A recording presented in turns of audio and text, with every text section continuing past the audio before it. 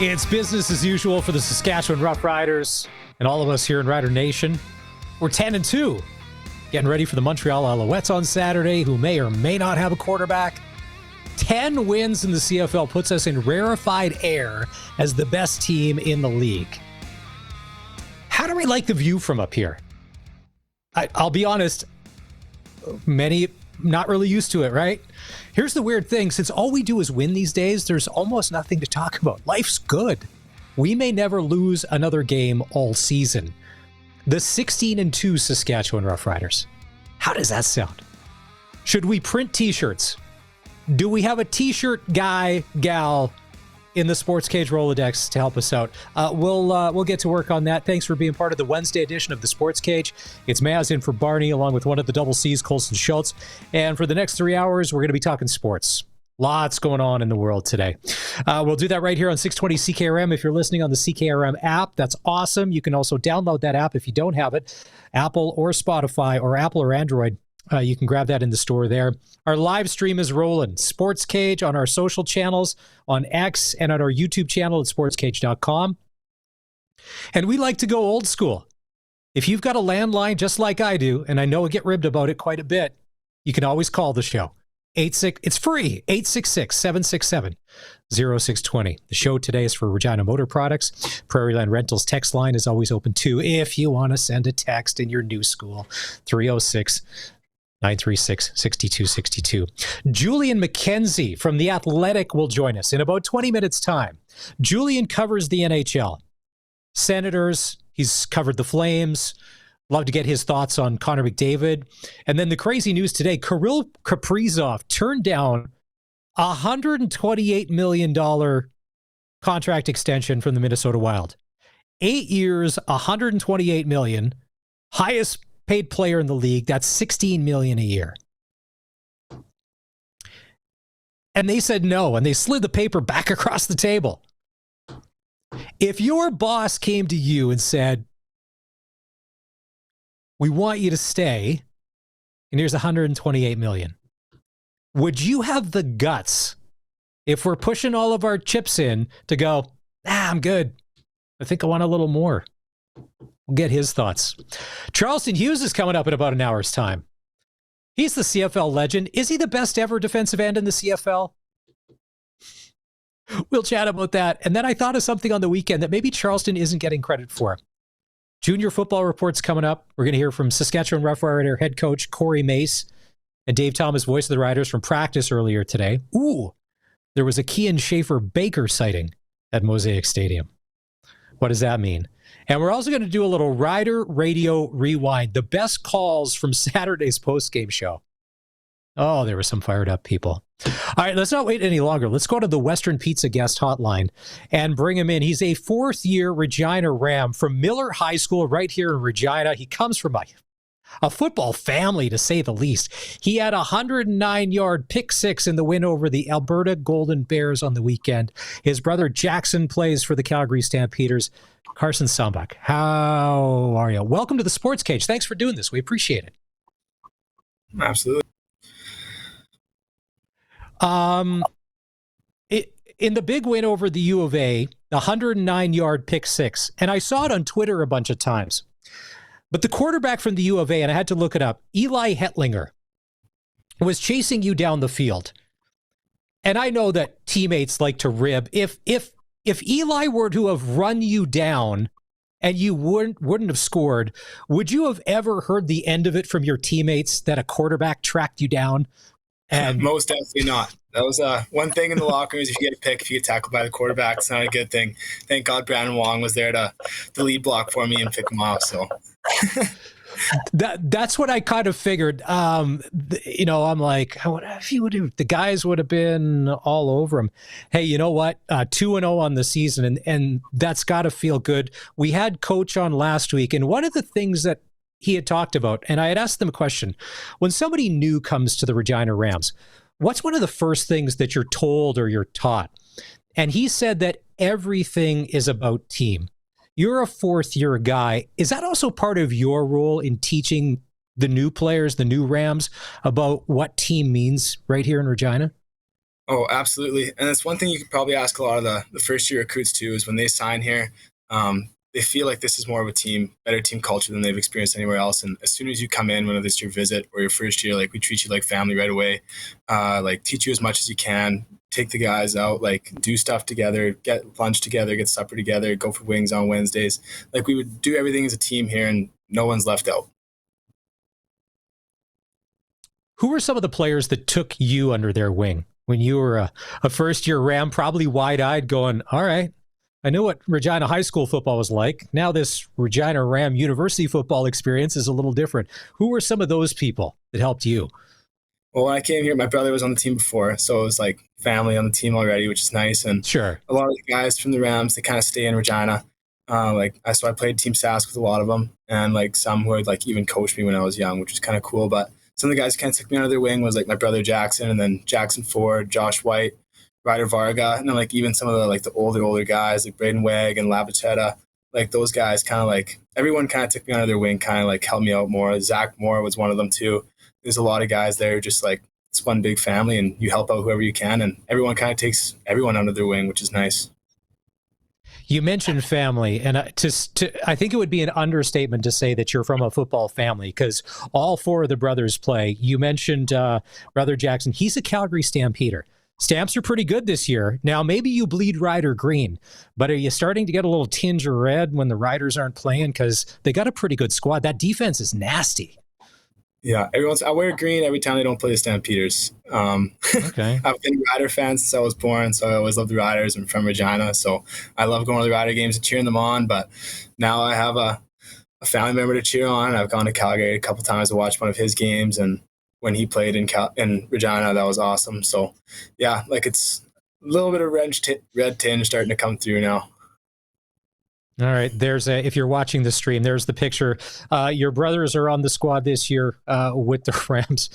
Is it interesting dinner conversations sometimes between the three of you? Because you probably all don't agree on everything. No, like we all play the same position, right? So we all hear the same things in meetings. So when V says you did something wrong, you did something wrong. There's no really arguing against it. But we kind of always talk, like we'll talk about game film and stuff like that, and come to the table, and our mom and dad always want to hear about what's going on in meetings, how we did in practice. So like football is always a big talk, but it's always nice having your brothers there to kind of go over ideas with and talk football and stuff like that. It must have happened over the years, you getting screamed at for something that you didn't do, but it was one of your other brothers. Not only at home, trust me, I get it. I got a brother, the names get mixed up, but especially in the football field, there's helmets. You don't necessarily see the eyes. I mean, you've gotten maybe chewed out before for like, dude, I wasn't even on the field when that happened.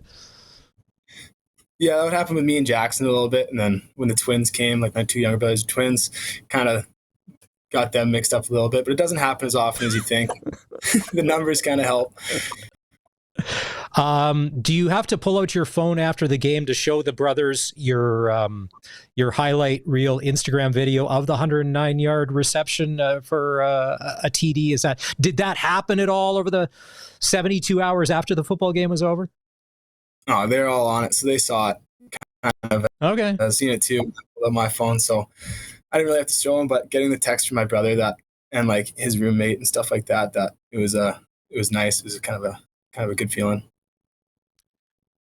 Question here. You are the Canada West Football Defensive Player of the Week. Outside of them making a fancy graphic for social media, do you get a hat? Do you get a jersey? Do you get cash? Is there any sort of incentive or prize or anything? Like what goes along with the honor of Player of the Week? Just a little recognition, and then all right, bought the defense some donuts today to show that not only one person gets recognized, it's a team effort. So nice donuts, all one type. Do we go assorted? And for because college squads are big, like, so how many donuts is that? And in this economy, that's a big investment. I bought 3 dozen donuts from Robbins today. You get 1 dozen Boston cream, then the other 2 dozen assorted. Boston creams are a hot commodity from Robbins. Best donuts. Nice. I do love sort of that cinnamon swirl donut from Robbins or whatever, and I really like their coffee. So we're aligned on that.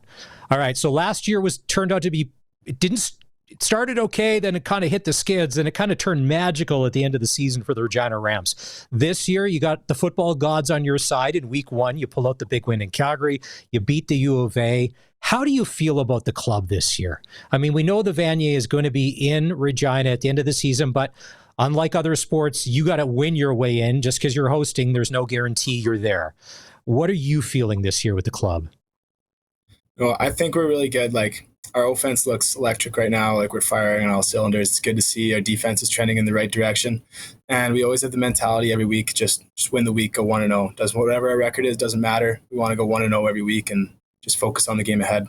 And I think if we keep doing that, we'll be successful throughout the regular season and hopefully in the playoffs. Coach McConkey said last week you guys practice situational football, and he tries to dream up different scenarios of things that may happen.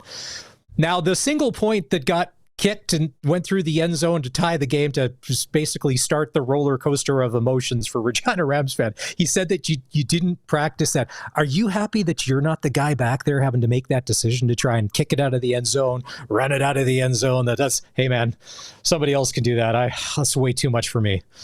Yeah, it was a lot of stress, but I'm not a big kicker, can't punt. So when the punt team goes out there, I usually come off, field goal team goes out there, they pull the safety out. So put a guy who can run or kick or something who's more able to kick the ball out of bounds and keep that 1 point.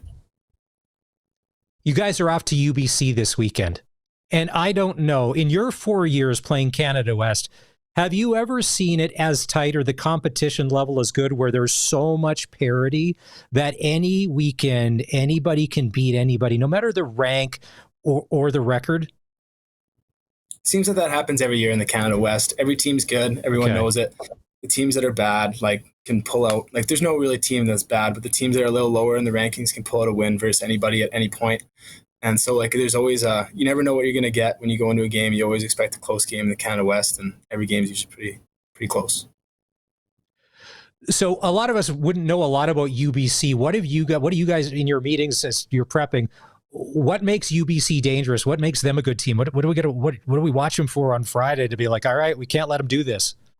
They're very athletic in their skill positions. Like, their receivers are very fast, very quick, especially speaking from a defensive standpoint. Like, the receivers are who we got a key on. Like, they have number 13, Shamar McBean. They have Montour. They have Webb. Like, they have a lot of guys who are athletic and can get open, and they're dangerous with the ball in the hands. So we just need to be ready to stop them from getting the ball as much as we can.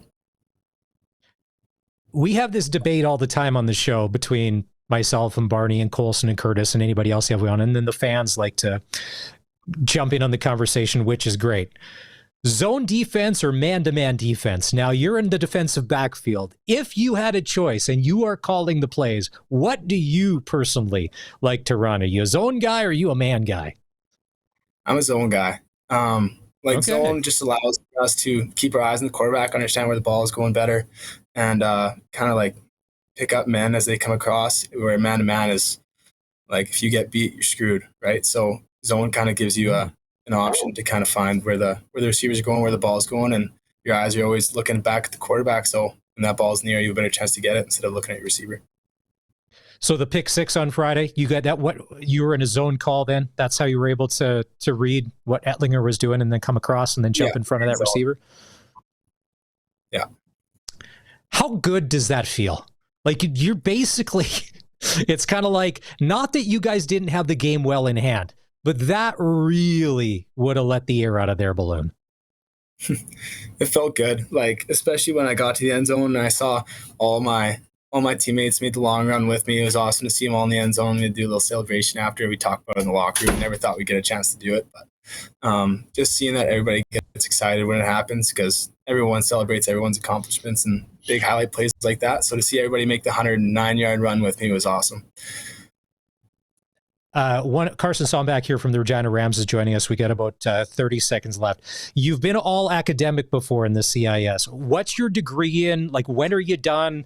Obviously, if we'd love to see you continue on the football career, but what else have you got planned? What are you working on? I'm taking a kinesiology and education joint degree with an extra minor in math. So I graduate next fall. I'll be doing my internship, and it's something I really love. I want to be a teacher, phys ed or math, hopefully in the future. My wife is a teacher, and my brother-in-law is a phys ed teacher, so I totally get it. It's one of those things. Are you going to be the cool gym teacher, though? Even when you're teaching the kids square dancing and stuff, you're going to try and find a way to make that fun? Always. You always got to make everything fun. That's how you build interest with the students. Nobody liked square dancing. I don't care what grade you're in, what decade you're in. Nobody liked learning how to square dance in phys ed. Why that's still part of the curriculum. Carson, thanks for taking the time. We really appreciate this. Best of luck Friday in UBC. Rams defensive back Carson Sombach joining us here on the Western Pizza guest hotline here on the Sports Cage. All right, we're going to take our first break on the show. And as always, if you want to be part of this conversation, Prairieland Rentals text line is open, 306-936-6262. Did you see Doug Flutie's comments earlier today having to do with the MLSE and the Argos and the Buffalo Bills and that sponsorship? Doug just kind of dropped a bomb. We'll play that later in the show. You might not like what he said, but he was 100% honest. I don't disagree with him. Just, it may have hurt some feelings. We're going to take a break. When we come back, it's time to talk hockey. Julian McKenzie from The Athletic will join us right here on the Sports Cage on the home of local sports in Saskatchewan, 620 CKRM. This week, the Saskatchewan Roughrider Foundation 50/50 is giving you a chance to win your way to the Dominican Republic for a 7-day all-inclusive getaway, 7 nights at a 5-star resort, or you can take $5,400 cash. Entry deadline is tomorrow at 5. You can get your tickets online at riders5050.ca. Wednesday edition of the Sports Cage. It's Maz in for Barney today, and the National Hockey League rookie camps are starting. I know the Oilers rookies reported earlier today, medicals, and then they had some on-ice and off-ice testing. The rest of the clubs will be getting into that. It's kind of that time of year. You've got every sport going on, and it's time to talk hockey. So let's go on the Western Pizza guest hotline and say hi to Julian McKenzie from The Athletic, who joins us for the first time on the show. He's covered the Flames. He's covered the Senators. Welcome to, normally we say Rider Nation, but we're going to talk hockey. Julian, how are you? Thanks for doing this. That's okay. I have respect for Rider Nation. Happy to be on the show, man. Nice to meet you. So here in Saskatchewan, as you well know, we don't have our own NHL team. So you got a lot of different allegiances. You got a lot of Oiler fans. You got Flames fans. You got Jets fans. There's Canucks fans. And Eric Francis, who we have on here quite a bit, he said they're the toughest online fan base to deal with. I don't know if you agree or disagree. So there's a lot. But let's start with the big news of the day. If your bosses at The Athletic, Julian, slid you a piece of paper that said, we want you to stay for 8 more years and give you $128 million, what's your answer? Because Kirill Kaprizov from the Minnesota Wild said no. Is that nuts? I'm flying to New York to sign the contract myself if it gets to that point. Yeah, I saw that today. And what's funny, I did the Chris Johnston show, and probably like minutes before our episode posted, that news dropped, the report from Frank Seravalli. The first thing that comes to mind is Kirill Kaprizov doesn't want to stay in Minnesota. The Minnesota ownership said that they were prepared to make him the richest player in the league. They understood the value of that quality of player to their franchise. I think at his absolute best, he's a top 10 player in this league, probably no worse than top 12 or top 13, the skating ability, the game-breaking ability. This is a player who if you are the Minnesota Wild, you do everything you can to keep him in the fold.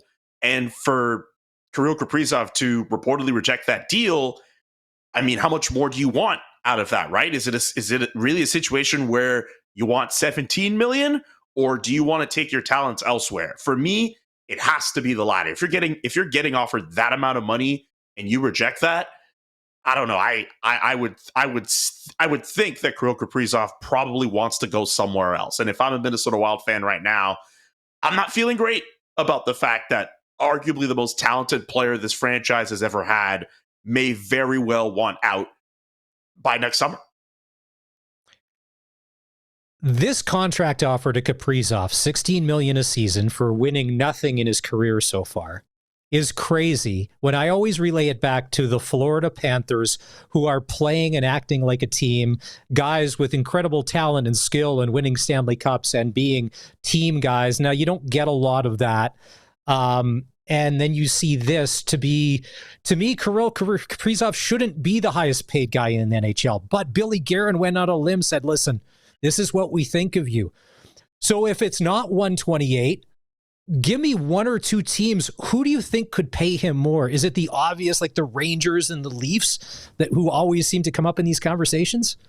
I wonder about Kaprizov's motivations. I don't know specifically which teams fit the best, but the New York Rangers, I think, would come up significantly in that, in terms of the appeal of playing in New York. I don't have specifically their salary cap structure in front of me, but the fact that, a player like Artemi Panarin, his future is also in question as well. If you're the and they also have Igor Shesterkin too. Is it the fact that prominent countrymen for Kirill Kaprizov is an appeal to him to go play in a market like that? I wonder what's that for him. Is it just wanting to just be out of Minnesota and being in either an LA or another big market or another big team that he may feel is closer to winning a Stanley Cup?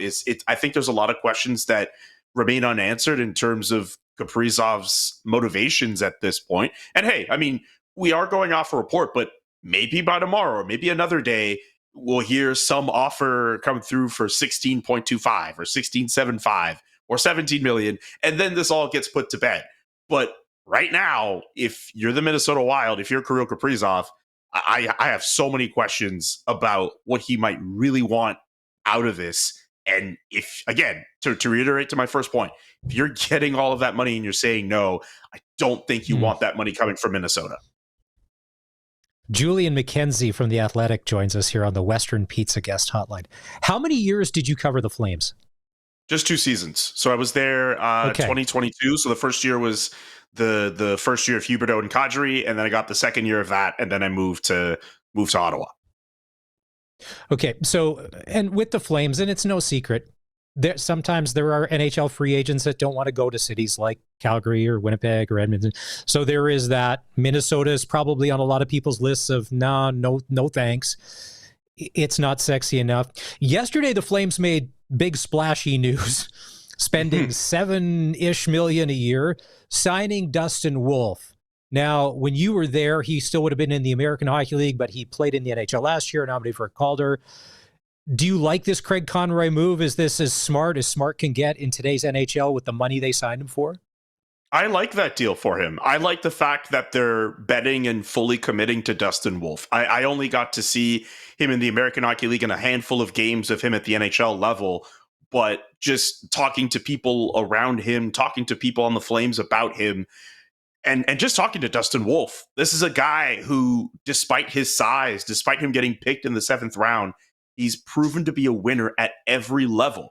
And the fact that the Flames were able to give him an opportunity last year and he ran with it and he almost single-handedly put them in the playoffs, how do you not bet on that guy? How do you not commit to him and give him a whole set of money to ensure that he is your number one in the present and for future years to come?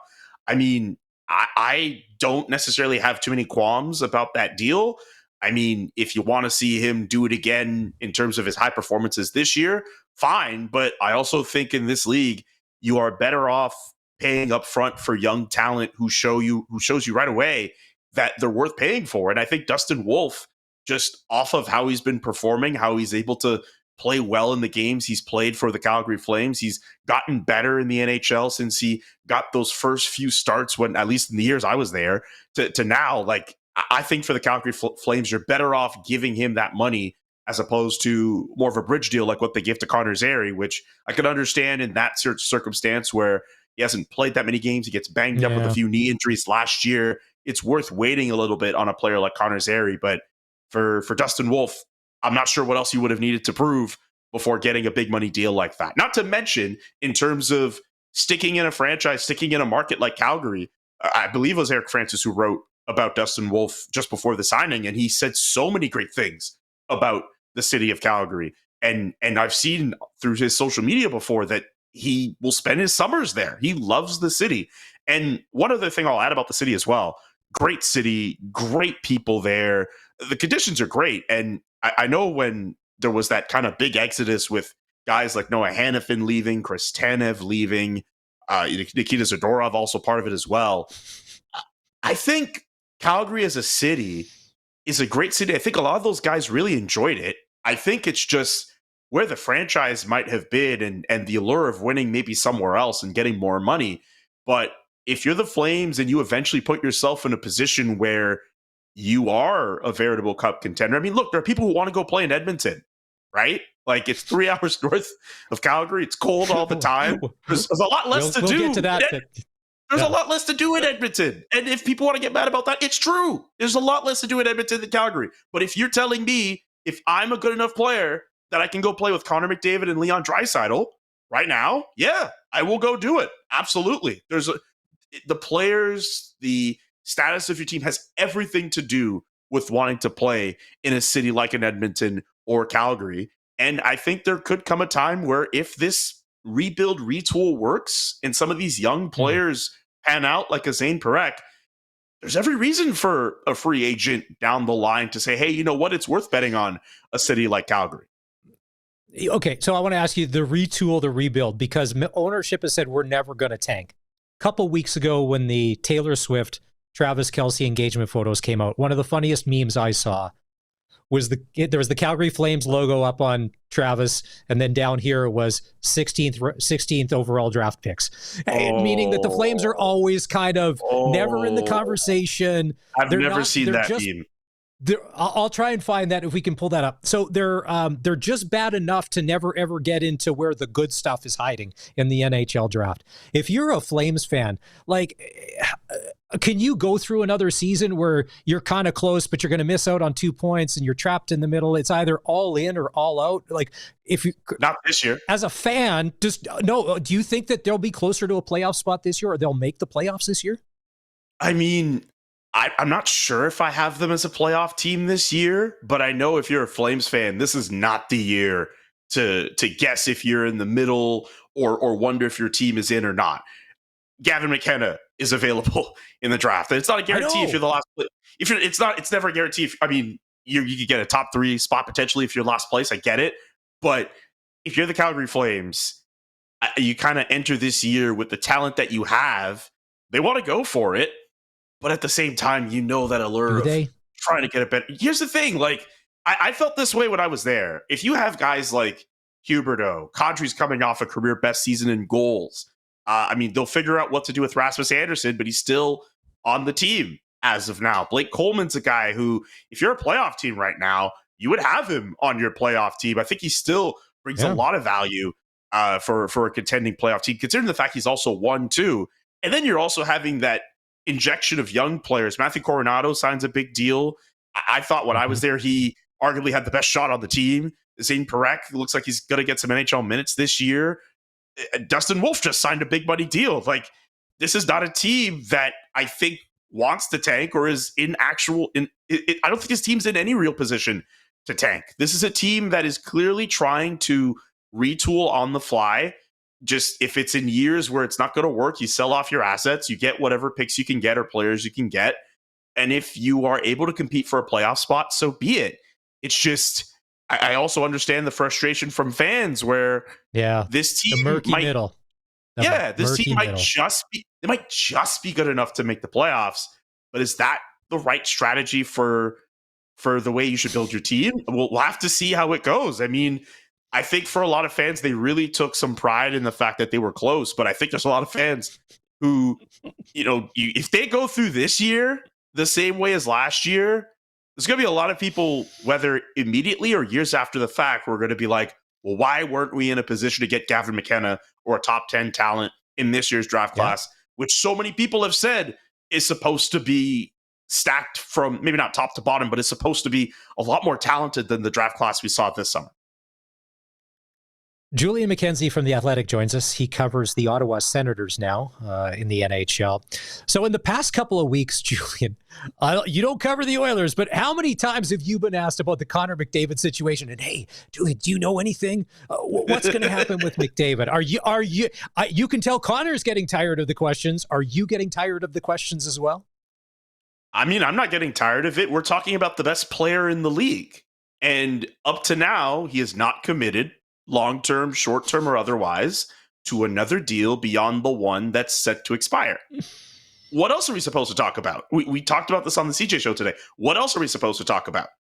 If Connor McDavid lets himself go to free agency, we're talking about a move in the NHL or phenomenon in the NHL that should be the league's answer to when LeBron James had the decision in 2010. That's how I see it. This is a big deal. Even if Connor McDavid says, you know what, I'm going to stick around in Edmonton for 2 years, the clock ticks at that point. You're wondering, okay. And then he's gone. He could be gone. He could also stay too, if it's worth sticking around for, if he believes that. But for me, like, I'm not fed up of that question being asked to Connor McDavid, and he might be fed up with it. But I have to think that Connor McDavid is savvy enough to understand that as long as he's in that situation, those questions are going to come up. Like, I don't think you can be a player of his caliber and kind of, just put up the comments he's put out about how you're committed to this season and all that, and not expect people to wonder, hey, what are you going to do beyond that? How much are you really thinking about key pieces in your core being on the wrong side of 30? How much are you thinking about the fact that maybe this team hasn't done a sufficient job in addressing their goaltending issue? I mean, no shade to Stuart Skinner and Calvin Pickard, but it's very clear those two guys are not enough if they want to win the Stanley Cup going forward.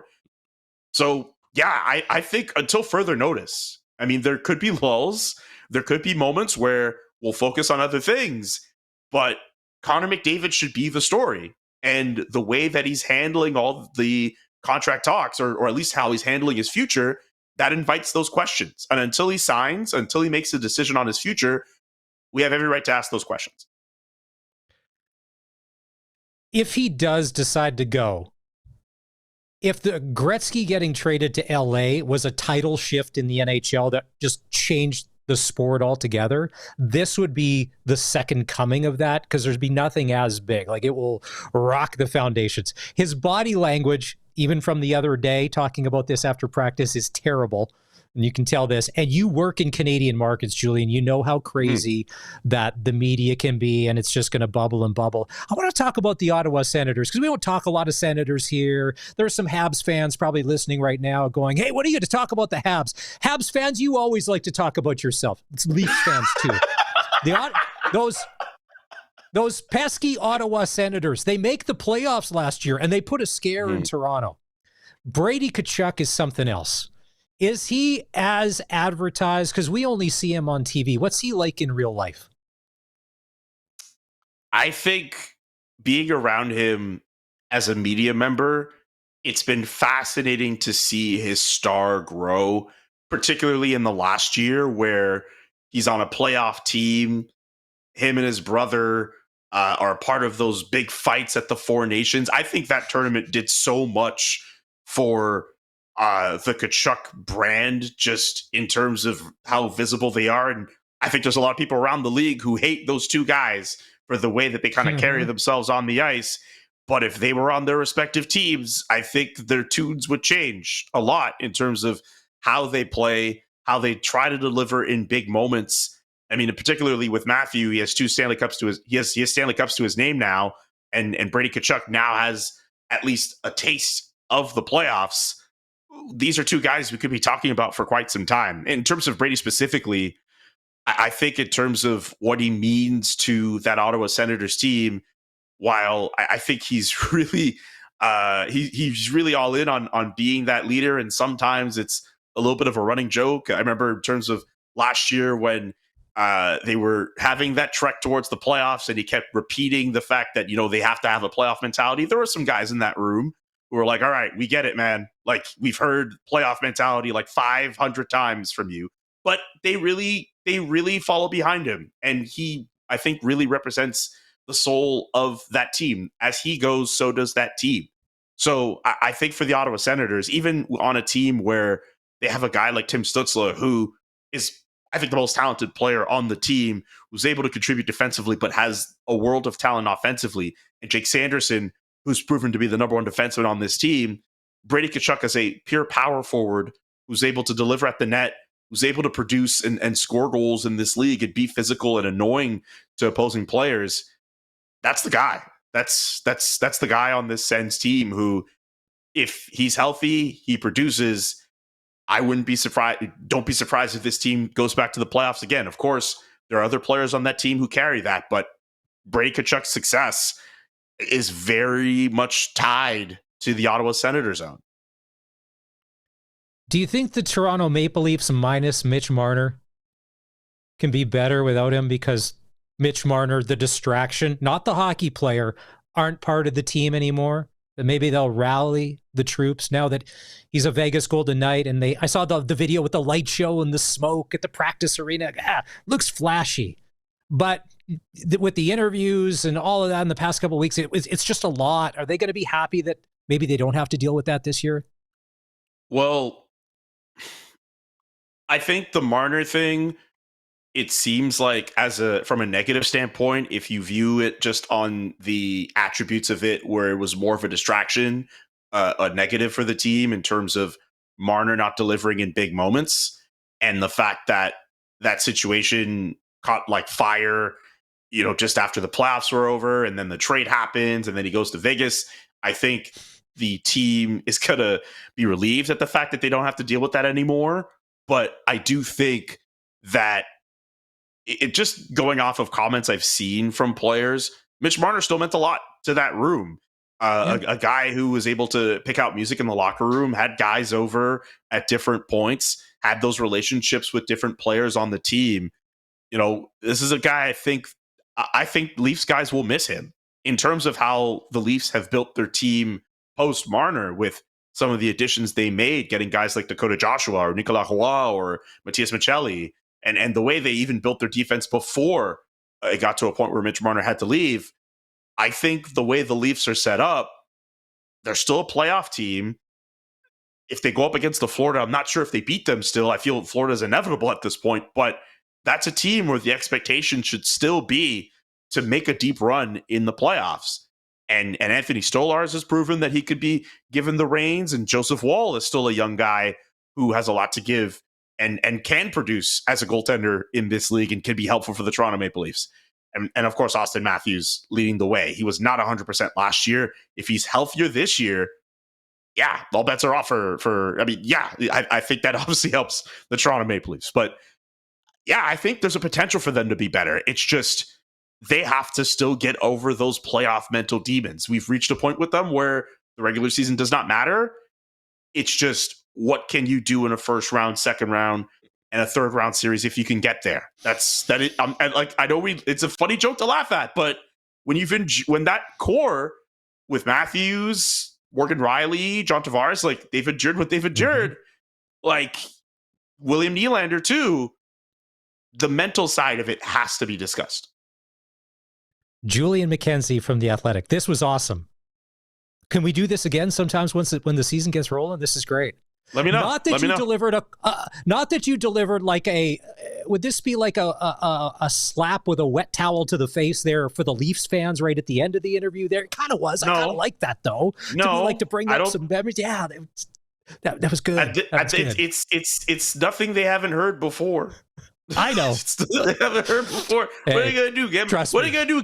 Get mad at stuff that happened already? It's the truth. They're the ones who will tell you better than anybody what they have to go through. What do they get mad at me for? What do you get mad at us for? Trust me. We all know. Don't ever get into an argument with a Leaf fan, because when you start using logic and facts, it's going to go south. It's Julian McKenzie from The Athletic. If that's what you want to say about Leafs fans, I'm trying not to get in trouble. You go ahead with that. I'm just. I know you are. I'll take the heat on that one. I'll take that. Julian McKenzie on the Western Pizza Guest Hotline. Time to take a break. When we come back, it'll do the sports ticker here on the SportsCage on 620 CKRM. Jays Astros tonight, 5:07, Rogers Center in Toronto. Jays have got a 3-game lead on the Yankees and the Red Sox. Sox won yesterday. Yankees got blown out 12-2 by the Detroit Tigers. NHL news. This is nuts. I could never go to a casino with Kaprizov and his agent. They turned down $128 million 8-year offer from the Minnesota Wild. Would have made him the highest paid player in the NHL. Saskatchewan Junior Hockey League tonight, Weyburn Red Wings, Estevan Bruins. It's a 7 o'clock face-off. Western League tonight, only one game. The Victoria Royals in Vancouver to play the Giants. Tomorrow, the Pats will host the PA Raiders, 7 o'clock. The game's in Yorkton. At our SportsCage.com poll, who's the best running back in the Canadian Football League? You can vote at SportsCage.com. One of the Double C's, Colson Schultz, is with us. Colson, how awesome was Julian McKenzie? He was great, wasn't he? Just in there. And hey, listen, he just wanted to clarify. He didn't want the smoke with the Leafs fans. He probably gets it enough covering the Senators. That was all us. But he seems like you were taking that all on yourself. Yeah, no, that was a great interview. Great chat. So, Carson Sombach, too, to start the show was pretty good. Yeah. If you missed any part of hour number 1, you can always go back and listen on demand, podcast, Apple, Spotify, or on our website at sportscage.com. Charleston Hughes is coming up at just after 4 o'clock. Yeah. Now, are you texting him the reminder, or is that me this time? Because I could text him. I don't mind. Text him, be like, hey, man, it's almost ready to time. Charleston, if you missed the last time we had him on, Charleston is up and moved from Midland, Texas. He now lives in the mountains of Wyoming. He got a new job, new gig in his real professional life, and he's in Wyoming cheering for the Cowboys, where Josh Allen went to school. And we're going to chat with him. I think that the CFL and maybe the Saskatchewan Roughriders owe him a little bit of money because of stuff that he would have done a decade ago. And I didn't realize this till we had Joshua Bell on, a real beauty from Monday's show for the coaches show with the Riders. That guy is next level. Mm-hmm. Could you imagine him at a party? I'm still sold with you guys just wanting the ISO cam on him for the sidelines just to see his reaction to every play. Like, that's just what I want now. Like, I know. That was great. Speaking of the Riders, we will hear from Saskatchewan Roughrider head coach Corey Mace coming up after 4 o'clock as well. It was day 2 at practice. There was a couple of key players missing, but then a familiar face was back on the field. All right, time to take a break. When we come back, the Sports Cage will continue. This is the home of local sports in Saskatchewan, 620 CKRM. Saturday, the Saskatchewan Roughriders get back to work with their 10-2 record. They'll take on the Montreal Alouettes, and apparently, if all goes well for McLeod Bethel Thompson and he can practice all week, Jason Moss says MBT will be the starter. Whew. If that is the case, no Davis Alexander. It has been a roulette wheel of who will the quarterback be for Montreal ever since Alexander's gone down. From Shea Patterson, we've had Cameron Dukes, that other guy whose name I can never remember but doesn't complete many balls. So Saturday, it could be MBT. And with the Rider defense playing as well as it is, MBT is not the most mobile quarterback. It could be a situation where, much like Bo Levi, if he's back in the pocket for any length of time, those sack numbers could be going up at Mosaic. Welcome to Hour 2 of the Sports Cage. It's Maz in for Barney. In just a couple of minutes, Charleston Hughes is going to join us. I want to talk to him. A theory popped into my head after we chatted with Joshua Bell back on Monday for the Riders Coaches Show. We never spoke to him before. What a guy. Go back and watch that interview. He's a lot, but there are 7 degrees of Charleston Hughes in the CFL these days. It's all related in the Matrix. We'll get to that. Apparently, word out of Winnipeg. No Zach Collaros again today. Chris Strevler taking the starting team reps. And Strevy, as we like to call him, was quoted after practice, there's still a lot of meat left on the bone as far as the Winnipeg Blue Bombers. People are writing them off if Zach's not going to play. A lot of guys, a lot of pride, a lot of meat left on the bone. They're going to be in Hamilton on Friday. Hamilton can be iffy at best at times. We all know this. But without Collaros, it gets that much tougher. Bo at home, although Hamilton does like to shoot themselves in the foot.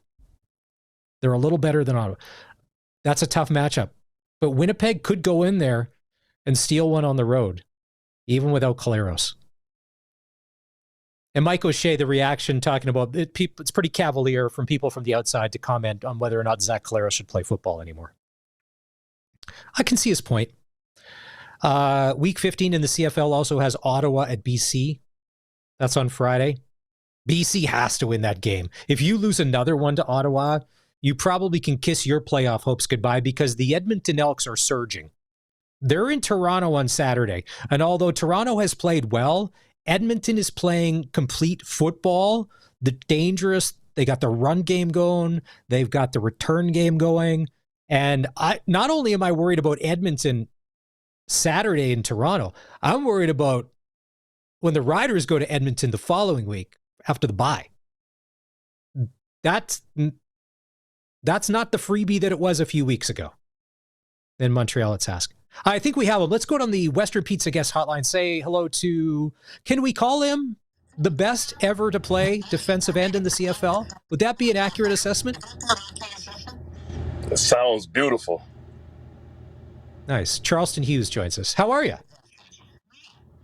I'm all right, pretty good. How are you? Not bad. We interviewed Joshua Bell the other day on the Rider Coaches Show. Now, okay, I've only ever seen the man. I've never heard him speak. We have no idea of his personality. What a guy. He seems like I would love to hang out with him in a social setting. he was definitely one of my favorite guys to play with on the field, man. You know, Josh Bell paint that face for every single game, and he's going out with his war paint on, ready for battle. Real vocal, great leader. No wonder he's having success, you know, as a coach, especially as a player, man. He was a good leader. He was good vocalist, and he made himself be heard on the field with his pads and, you know, with his mouth. So when he talked about his time in Calgary, when he learned, and he had mentioned that he'd learned from guys like you, it got me to thinking, Joshua Bell, Jameer Thurman, Mike Rose, Micah Johnson, you've mentored all these guys. Charleston, I don't know if we still have your direct deposit on file from the Riders, but I think we may owe you a little cash here because this 2025 defense, I think, is large in part to you and your mentorship a decade ago, teaching the young bucks how it's done and how it rolls in the CFL. Yeah, man. When you got a chance, when you really think about the impact that I had on a lot of players, and I never hoarded information. I let everything go to everybody that was circled around me. If you go back and like do a real statistical breakdown of every single defensive end that's played on the opposite side of me has left and went to the NFL after 1 year. So that's saying a lot. If you go back and really check out the research and look throughout the league, that's every single defensive end that's played opposite of me has left and went to the NFL and had an NFL opportunity. So the thing is that, you know, all these guys I've coached, I've mentored, I've shown them and paved the way for them and showed them the ropes. You know, I get to sit back and now and watch my success and watch it just grow. It's like watching your kids, but you don't have to buy them new gym shoes or whatever. It's great. So the Riders win on Saturday in Winnipeg, and the big story coming out of the game, I don't think it was a dirty hit. I think it was an unfortunate hit, but Zach Collaros gets hit. He's knocked out of the game. There was a 15-yard penalty, but in 2025, that's the CFL. You're going to get called all the time. What did you make of that? I'm not sure if you saw it live or if it was in replay, but first blush when you saw that play happen. I was like, woo, that's a damn good hit. First of all, yeah. You know, but the thing is, as a quarterback, the first thing you need to do as a quarterback, and nothing against Zach and just him, he's a great football player. He has great knowledge of the game, but you got to see zero when it's coming. So you can't be too glued downfield that you don't see, you know, a zero blitz coming at you. So the thing is you got to be prepared to get that ball out quick. Now, when it comes to the hit, man, I mean, I know Reeves personally. I played with him. He plays fast and he plays super aggressive. So he don't play to hurt nobody. I don't think that was malicious. I don't think he did that with the intention of hurting anybody. I think he did that with the intention of playing fast and aggressive and making a play. I mean, on his part too, could he have tackled him a little bit lower? Yeah. I think he could have dropped his pads and been more inside the strike zone, I guess you can say, which is shoulders to above the knees, basically. And that's like your strike zone for a quarterback. But the way the game is now, it don't even matter if you did hit him in the strike zone. You still would have got a flag. You still would have got a penalty. The league still would have been bashing you about it. So the thing is, you just got to roll with the punches and just try to be a little bit smarter next time on both sides. On Zach, seeing the pressure, knowing the pressure's coming, and getting the ball out and not just standing there. And on the blitzer, knowing that, okay, yeah, what can I do better?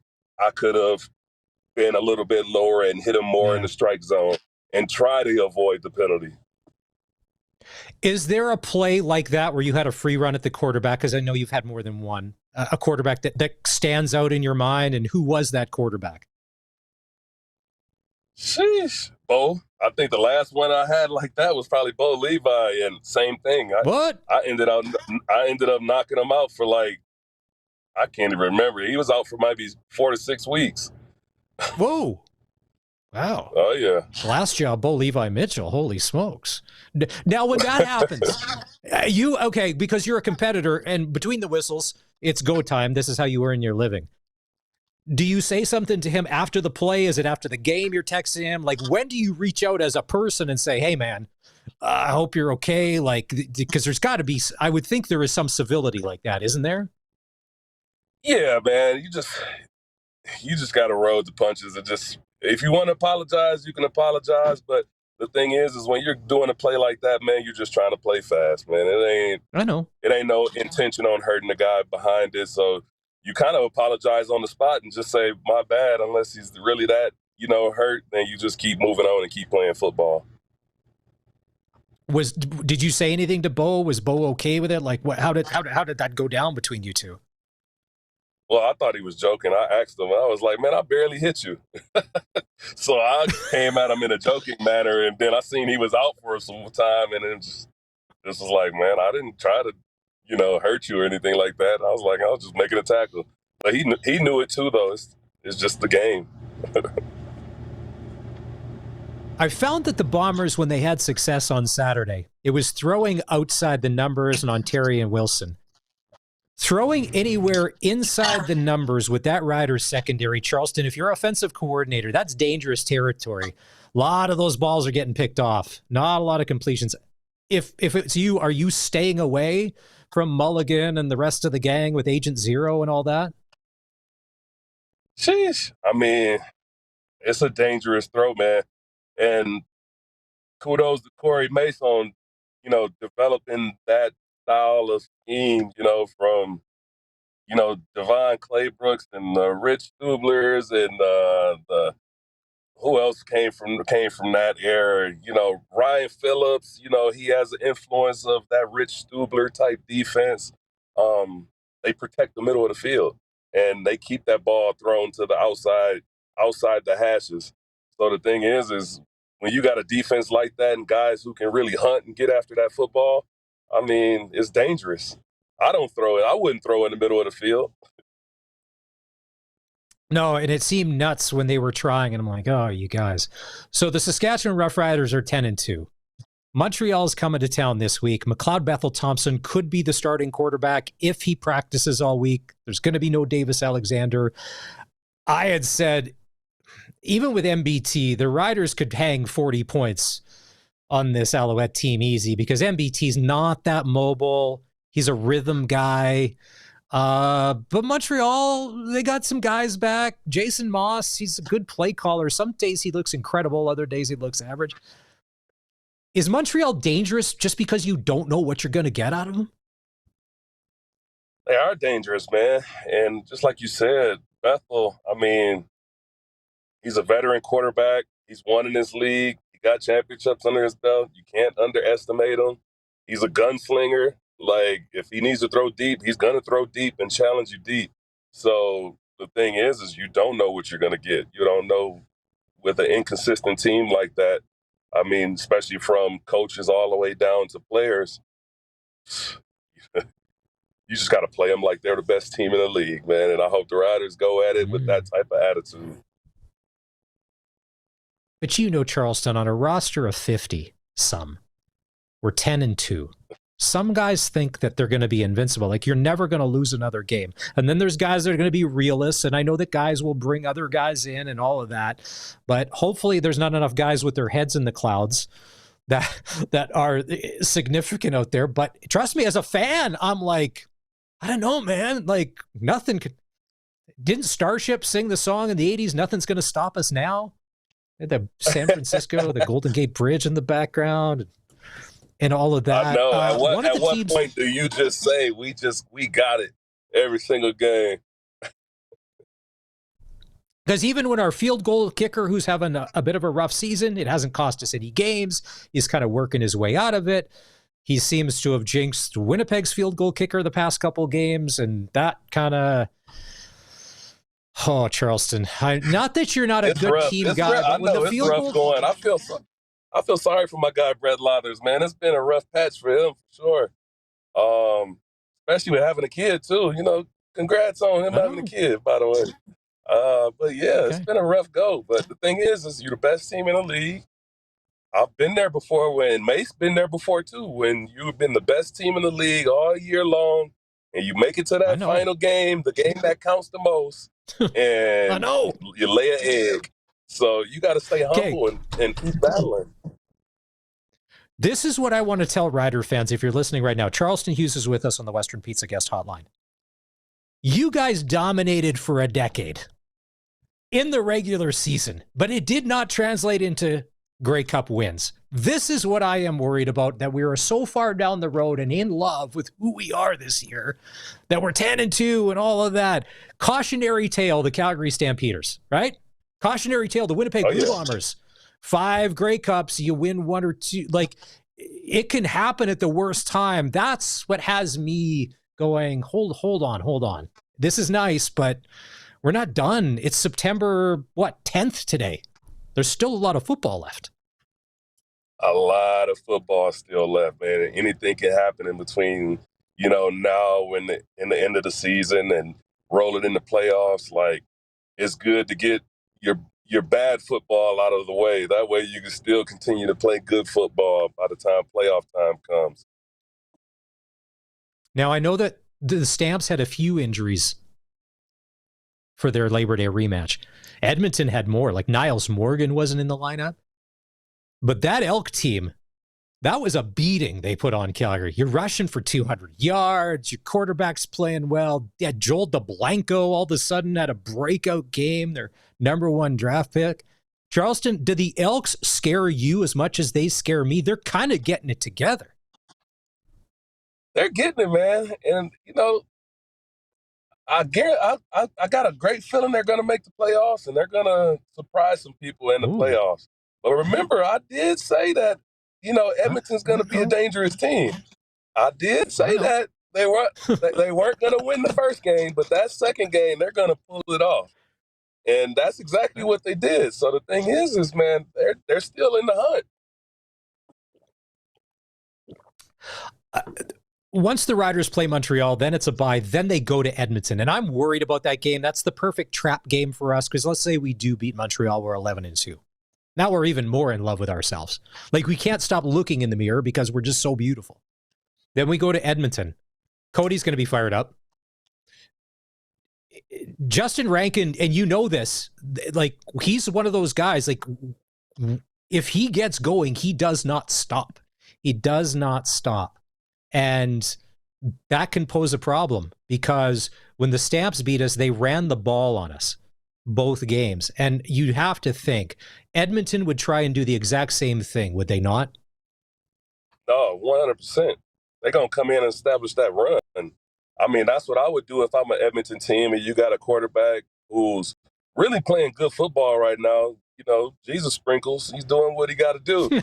But the thing is when it comes down to it, man, you got to establish the run. And that's what's keeping Edmonton a dangerous team and aggressive. it opens up so many more options for them. And the Stamps, I know a lot of Rider fans were happy to see the Stamps lose. VA has looked kind of, ever since the Rider game, he's looked human. I don't know if the Rider game was a pinnacle and now it's been a little bit of a letdown. Like, they played well enough in the Labor Day game to win, then last game, and it just kind of was, there's ebbs and flows.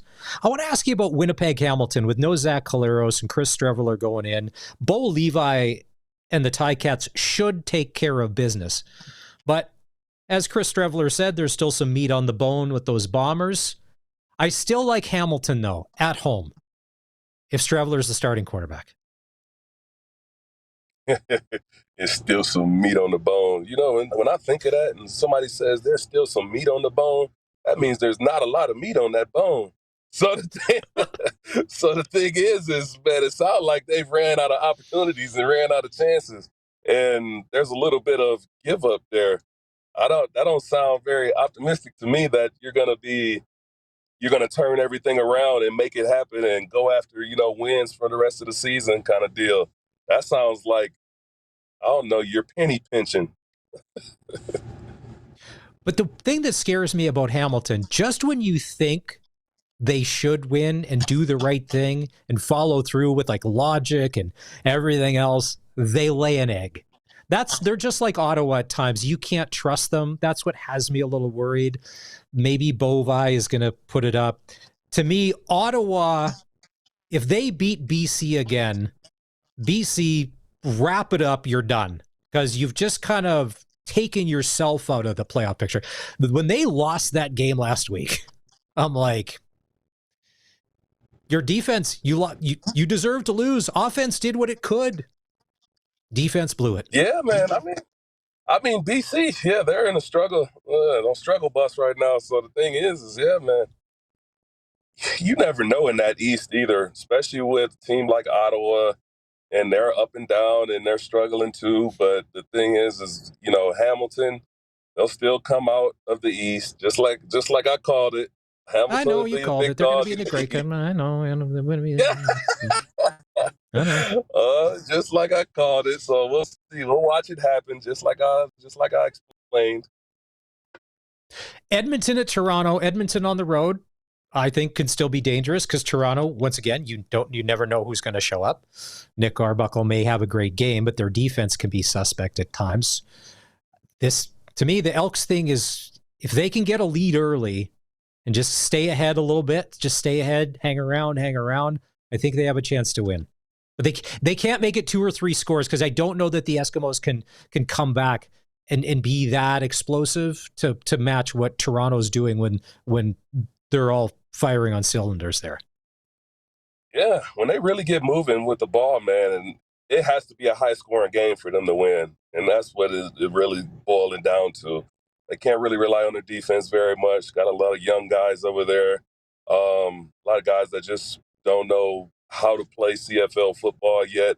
So really they're just going out and just doing the best they can. But when it comes to that offense is, high-powered. I know they've been having talks with Chad Kelly coming back at some point in time this season. Let's see if that does happen. I mean, that might give them the spark that they need to kind of make a playoff push for, this back half of the season. What was your favorite NFL game on the weekend? I think my favorite part was when Micah Parsons went and got that sack. I really, really pay attention to like that front seven, and I watch linebackers and D ends and D tackles, and I'm glued into that section. But the spotlight was on him, and they wanted to know, is he kind of washed up now, even though he's only 26 years old? Why did the Cowboys get rid of him? They're watching him. They're watching this guy. They want to see what he's going to do with a new team, whether he got, a fire lit underneath him now because he's with a new team. And I think he did what he had to do. He went out, got a sack. He played very well. He was pass rushing, just as good as he was when he was in with the Cowboys. So I think that was my favorite part of the night and favorite game. Watching Chicago. That Chicago game was pretty entertaining too. You didn't know what you were going to get from JJ. kind of the same situation like what Winnipeg kind of looks like, where they got good running backs, they got good receivers and guys around that quarterback. But what are you really going to get from this guy? And I think he did what he had to do as a football player. I was totally impressed because much like Caleb Williams, okay, great, another guy coming out of college, highly touted, prove it, that J.J. McCarthy, once the second half rolled around and maybe it took a half to be like, all right, I'm in the NFL, the lights are bright, and he started playing. And then Kevin O'Connell called such a smart game for him. I watched that. I was like, all right, Minnesota. I love Justin Jefferson. I love that he was wearing 19 different chains and like $47,000 worth of jewelry in his uniform. Obviously, he's not making a CFL salary because that would be all like cubic zirconia. But he was balling out put some twisters around your neck. Yeah. My hot take from the weekend, because when you're fighting in the second quarter of a football game, the very first game of the season, it's going to be a long year, that Mike McDaniel is the first head coach fired from the Miami Dolphins. Because I think this Miami thing, the wheels are going to fall off and the car is going to blow up. Tua turning the ball over is not the answer. I know, man. That team's rough.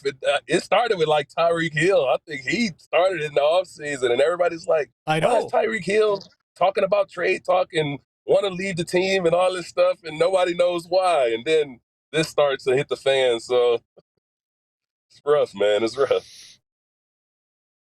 I thought it was incredibly amusing that right after, I'm glad Cincinnati won because, well, I don't know. You got 7 yards in 2 quarters of football. I don't think you deserve to win. But Cleveland found a way to beat Cleveland, and then they ended up winning. And then it was pointed out later that fans of the Cleveland Brown game got extended coverage of Baker Mayfield in the Tampa Bay Buccaneers Atlanta Falcon game, where they go on and Tampa Bay wins. So it's like insult to injury right there. Yeah, man. Oh, man, I didn't watch too much of that game, but I seen some highlights of the Browns, and I got that Sampson kid on my fantasy team, so he played pretty damn good for me. Yeah, apparently I heard Kevin Stefanski sticking with that kicker, whoever their place kicker was, that missed the extra points, the field goals. He's going to be kicking for them again this week. Tomorrow night, week 2 gets rolling as we wrap up here. Washington Commanders, Jaden Daniels, and those Green Bay Packers. Do you think that because it's funny, Green Bay, they had Detroit in a pretzel. There was no way, if you're a Lions fan, you should have won last year or the year before, because there's no way now you lose those coordinators. You had no answer for that Green Bay defense. Yeah, man, I was rooting for Detroit, man. Detroit was my team that I was hoping they finally, closed out and got that win. But same thing, like I talked about the Saskatchewan Roughriders. You can be the best team in the league and absolutely destroy every single team you play against until that playoff game comes, and then drop an egg and play your worst football at the worst time possible, and you can lose, and that whole entire season meant nothing. So when it comes to like a team like Detroit, they lost a lot when it comes to coaches, players, which they retained a lot of players, but they still lost a lot when it comes to just actual drive to win. Yeah, they're going against a tough team, especially coming up. Green Bay, Washington, Jaden Daniels is the truth, man. You got to watch out for that guy. Knows how to manage the game well. All righty. We always enjoy our time. He's our favorite guest here on the Sports Cage. He's our Wyoming Cowboy. Your starting cowboy for the state of Wyoming, Charleston Hughes on the Sports Cage. As always, my friend, thank you. Appreciate it. And a little Ric Flair to wrap it all up. We love that. Time to take a break here on the Cage. When we come back, we will hear from Saskatchewan Roughrider head coach Corey Mace from practice earlier today with Dave Thomas, voice of the Riders. This is the home of Rider Nation, 620 CKRM. It's easy. He's the Canada West Football Defensive Player of the Week from the Regina Rams, Carson Sombach, who we had on in hour 1 of the show. Not only has he had a stellar season so far, he had a 109-yard pick six in the win over the Alberta Golden Bears. Carson Sombach, your clutch performer. Colson, you got a clutch performer today? What's in your world? What's hitting the highlight reel or the top of the scoreboard? I didn't pick one up last night. I might have just been on the wrong social feeds, but nothing. I'm sure I can find one. Did you hear Corey talking in the news? Like, apparently Saturday at Real is going to be nuts. You've got the Rider game. You've got the Farmers Market. You've got the Cougars hockey game. You've got Keith Urban coming to town. Oh, by the way, the Keith Urban set list after 5, we'll get into that. Back on Monday, I said I wasn't a fan of the set list. I'm changing my opinion because I'm like, all right, it's different than what he was doing in Vegas, because his Vegas set list was, to me, terrible. You're a Keith Urban fan. But what I'm most excited about Saturday, just for the people that it attracts, the Galaxy Psychic Fair is going to be at the Real District on Saturday. Now, Colson, have you ever been to a psychic before? No. And before we go into this rabbit hole, I'll give the event staff at the Real District my clutch performer for what they're going to have to put up with this weekend. But, oh. Could you? Okay. So the Rider game's at 5. Let's say conservatively, we start pre-gaming at 3. Now that's conservative. Some people are like, Maz, come on. That's 10. That's 10. Then there's the football game. And then there's going to be a good chunk of people that are going to be living a small town Saturday night all through the Rider game. And as soon as it's done, going to wander through the 620 CKRM lounge there and then to the Brand Center for Keith Urban, where part 2 of the party will continue. With exactly one in this hand and one in this hand and a yeehaw. So it's going to be a long shift for a lot of people on Saturday. Yeah. Oof. And part of your pregame can be at the farmer's market, apparently. That's there too. Like, there's everything going on. People selling moonshine at the farmer's market? I can't get anything to drink there. Well, you ferment those strawberries long enough, you can get something. The Galaxy Psychic Fair. Oh, but so question, have you ever been to a psychic? No, and I don't intend to. I've been twice. And I don't know if I'm all in, but there were some things that were said that they would have never known because I didn't say. And there were things that you wouldn't have known. And it's funny, my brother's he's just like you. He's like, a waste of money. You're a fool. You're a sucker. They don't do anything. They're going to try and get you talking, and then they're just going to start agreeing with you on stuff. But if you believe, you believe. That's what I'm saying. Okay, here's the question. If you were to go on Saturday, and let's say you got 3 questions, maybe 2 of them are going to be about your family. How many people will actually go there on Saturday? And this is legit, and want to know, will the Riders win the Grey Cup this year? Now, it's a 50-50, but if you're going to pay the person the money and you want to know, right? Maybe they could give you an exact score because you're going to bet on it. You and your children are going to learn how to professionally sports gamble and bet on the game. Yeah, make your money back. This show has talked about before. Yeah. At the Galaxy Psychic Fair, how many psychics will be asked if the Saskatchewan Roughriders, who are 10-2, we're invincible right now? We're never going to lose again, are going to win the Grey Cup this year. I wouldn't be surprised, again, given everything that's going on that day, that if that's their most popular question that they will be getting, is Roughriders related? I think a lot of them, especially like if you're single, you'd probably ask, am I going to meet somebody? And if I am, like when, how long, where things like that, kind of that stuff. And maybe if you run out of like the big 5 in your life, like maybe you go Riders, but that's not crazy. It'd be kind of cool if they got Keith Urban to play guitar for the national anthem. I don't know if he just wanders over for free and brings a Stratocaster and plugs in to the PA system and shreds "Oh Canada." Yeah, what's the prop line on Keith Urban appearance at the Rider game? That's the question. Yeah. Does he get a jersey that says Urban on it? Are they going to show him on the Maxtron? I don't know. Big thing. Speaking of the Riders, do we have this ready to go? Head coach Corey Mace after practice today with voice of the Riders, Dave Thomas. Yeah, it's still day to day with those two. We'll see. Potentially we get both of them, but one of them might be a little bit game time potentially. The other one I expect out here tomorrow. All right. That's Coach Mace. Let's see. Who is he talking about? Who is not out there today? Who are we? Was it Sales again? Was it Sales? Like, we know it's Lacombe. Was it Sales? Let's see. Yeah, Sales and Tavon Campbell. So the Sales thing, we saw that where he took a shot on his knee. That looked painful, but he did come back and play.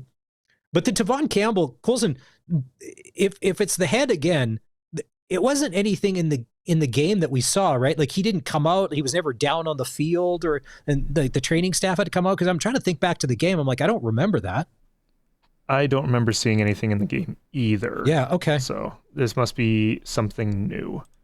Because, yeah, on the injury report, he was listed as head, I think. Yeah, head did not participate. CJ Rivas, leg limited. Oof. A combo, we know. Daniel Johnson, Jackson Ford, Sam Emelis. Daniel Johnson had full participation. That's good. Yeah. There was a Kean Schaefer-Baker sighting today at practice. He's still on the 6-game injured list. As one of those where at a certain point you can come back and start practicing. For me, if Schaefer-Baker does come back, I hope it's not one of those where if you're not really fully healed, or it's one of those where it can be re-aggravated quickly, or it happens, because that would be the worst. Like you saw, like just like a Dalton Schoen situation, comes back, game or two, boom, done, same knee, and he's out again. I hope if he comes back, he's in the lineup for good, and he can stay healthy for the rest of the season. But what a boost Kean Schaefer-Baker would give that receiving core right now. Not that the guys haven't stepped up and been playing admirably, but a Kean Schaefer-Baker back, not only Canadian, but just what he offers, it's another one of those large targets. And with him going across the middle and Trevor Harris, it's just another one of those security blankets that, hey, you know what? It's going to be great. Colson, the forecast for Saturday, periods of rain and 22 degrees for the football game. I'm trying to think, when's the last time we've had a bad weather game at Mosaic for a Rider home game? Can you think of one? Oh, okay, outside of the smoke this year. I was going to say. That was, okay, outside of Captain Obvious. Thanks, Maz. But like rain-wise, like we haven't had a rainy, wet football game in my memory. We didn't have any of that last year, did we? I don't think so. Nothing of consequence. And if you want to get technical, technically the smoke game, the game was played in decent weather because the smoke was gone when the game was played. But sure. But yeah, no, we've had really good weather for home games these last couple of years, I want to say. Really, it's been when we've gone elsewhere, because we had the was it raining up in Ottawa per Dave? Yeah. Yeah. in that the game nuts. That should have ended but didn't. That's a whole other thing. What are we talking? Are we close to a sellout? I didn't check the seating map today. Are we close to? I think we are. Like, it's a good amount of tickets gone. Let me take a look. Kickoff 5:00, yeah, on Saturday. Also on the show this afternoon, we're going to hear from Keyshawn Johnson and Jamarcus Hardrick. We'll do that after 5:00. According to Matt Young on Twitter, you talked with him a few weeks ago, if I remember correctly. Yeah, we had him on the show a few weeks ago. He's like the king of this. Exactly. An hour ago, he posted there are 3,000 tickets remaining. Okay, going to be good crowd on Saturday. So good crowd. Current distribution is around 25,000 sold. All right. So it'll be good. Word is that McLeod Bethel Thompson, if he can finish out the week of practice, according to Jason Moss, he will be the starting quarterback on Saturday. If not, it'll be anybody. Maybe Cameron Dukes and Shea Patterson got to be a better option than the other guy. Maybe Shea Patterson comes back, as goes lights out. We're going to take another break. When we come back, a lot of Oiler fans are very nervous, obviously, and you're on edge about this Connor McDavid situation because he's been very non-committal.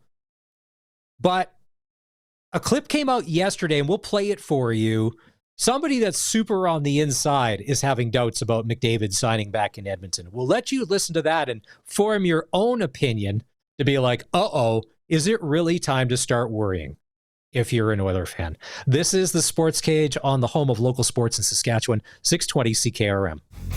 After an incredible ninth-inning comeback last night and winning an extra inning, the Toronto Blue Jays are set to take on the Houston Astros again. First pitch tonight goes at 5:07.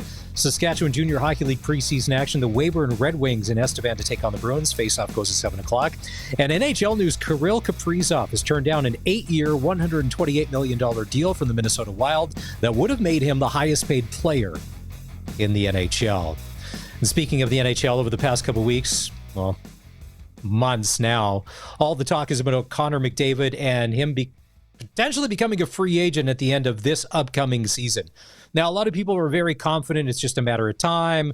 It will happen. But then yesterday, Ryan Whitney from the Spit and Chicklets podcast put out this. He's unsure now, and he's super connected to not only the Oilers because he played there, to everybody in the NHL. Have a listen to this, Oiler fan, and you tell me how good you feel when he's done talking. I'm starting to think, for the first time, there is a chance Connor McDavid possibly has 1 year left with the Oilers. 8 months. It's not funny. Not funny at all. Not funny at all.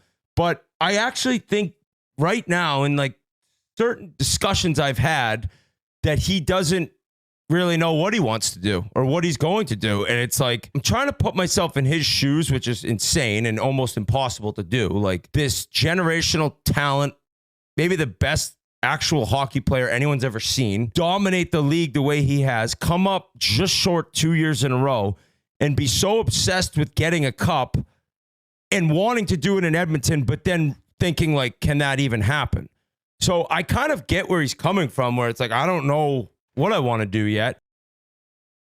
So Ryan Whitney, who is incredibly connected, probably one of the most connected people, not one of his teammates. Can you imagine what Ryan Whitney sees on his phone every day from his list of contacts? And if he's coming out and saying that, and he's the biggest Oiler honk out there, he loves that team. Although they booed him out of town when he played there, he loves the Edmonton Oilers. So if he's unsure, wow. For the average person, if you own a McDavid jersey, it will become a collector's item one day. It will. Maybe sooner than you were hoping. Oilers rookie camp opened today. The Oiler rookies will take on the Flame rookies Friday night at Rogers Place in Edmonton. If you're going up there for the Morgan Wallen and your tickets aren't till Saturday, maybe you go catch an NHL game on Friday night. Time to take a break. When we come back, more Rider football. Keyshawn Johnson will join us, Jamarcus Hardrick, and we're going to do a little Rider Radio Rewind. Some of the best calls from the post-game show on Saturday. We'll do that next, right here on the home of the Saskatchewan Roughriders, 620 CKRM. It's been a busy show today. A lot going on. If you missed any of it, you can always go back and listen to the SportsCage podcast. Apple, Spotify, or just go to sportscage.com. They're all right there. Carson Sombach has joined us, U of R Rams. He's the Canada West Football Defensive Player of the Week. Julian McKenzie joined us to talk NHL. We're actually going to, it was a great conversation. We'll actually, we're going to run that again before the show is over. A lot of great insight. Leafs fans, if you didn't catch it live, you catch a little flack. But then on the text line, the reason why you catch a lot of flack is because you deserve it. For all the people texting in, whining, hey, listen, it's not our fault Mitch Marner left, all right? Not our fault maybe you don't make it to the Stanley Cup final. But you don't help yourselves. You don't know when. Speaking of the text line, Prairieland Rentals text line, 306-936-6262. I don't know who requested it, but somebody wants to hear 7 Spanish Angels by Willie Nelson and Ray Charles. I say yes to that. I love that song. Colson, maybe tee that up. I know we're not allowed to play music because we're streaming on YouTube and we'll get flagged and shut down. And somehow Sergey Brin, who owns Google and all that, they got to get their pound of flesh. But anytime you can play 7 Spanish Angels is a good day in my books. Yeah, maybe checking with the request show. Because, yeah. You have no idea. And you have no idea what song that is. Oh, different demographic. My bad. If I were to say who sings Hello, Darlin', if Conway Twitty instantly doesn't roll off your tongue within seconds, man, oh man.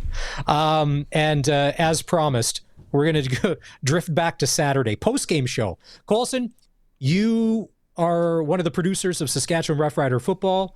The games are great, but the most entertaining part are the phone calls after the game. And we love to go back and revisit some of the beauties, as we would call them, that are part of Rider Nation.